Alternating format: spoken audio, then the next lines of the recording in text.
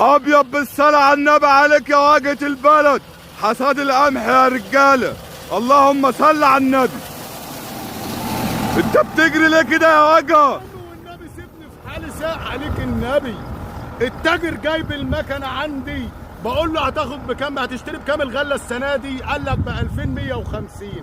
قلت له ليه يا عم ساق عليك النبي؟ ده الراجل هياخد 50 جنيه في القيراط، ولسه هجيب 5 6 يوميات يلموا لي الغلة دي. يربطوا بقى.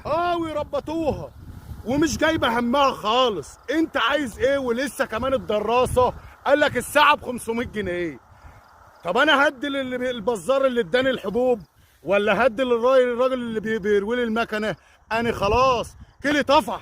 طب انا ماليش دعوه بالكلام ده يا جعيد، انت هتديني نصيبي من الزكاه بتاع الارض ولا لا؟ يا نصيبي عليك ساعة عليك النبي، انت هتجيب لي الضغط والسكر والقلب يا عم غور بقى، بس عليك النبي بقى، حرام خلاص مش عاوز حاجه، مش عاوز حاجه. حرام عليك، حسبي الله ونعم الوكيل، حسبي الله ونعم الوكيل.